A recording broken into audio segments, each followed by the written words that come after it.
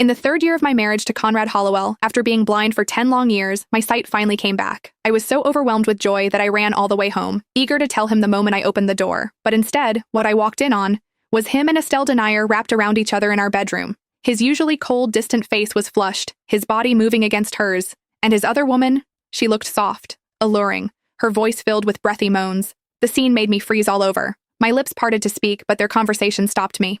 "Conrad," Estelle said with fake worry, "when are you planning to stop Ophelia's meds? The doctor said that if this continues for another month, she might go permanently blind." Conrad pinched her waist, his tone emotionless. "Her going blind is perfect. That way she'll never find out about us. I've already taken almost everything from her family. Aside from making perfume for me, she's useless."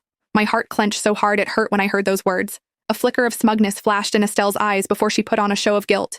"Still, I was the one who hit her mother with my car back then. We should at least leave Ophelia something. Think of it as my apology."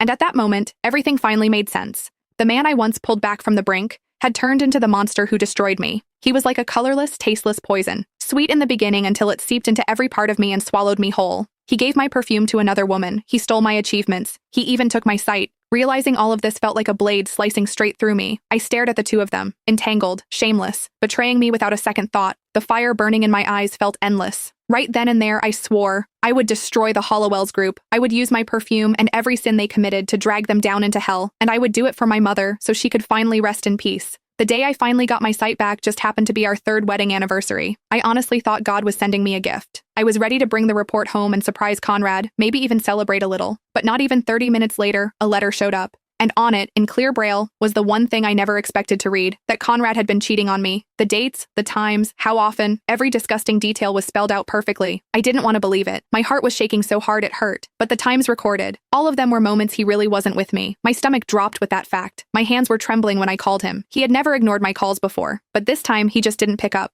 That's when the panic hit. I called him over and over, more than 10 times, and he didn't answer once. And then my phone suddenly popped up a notification from the weight tracker.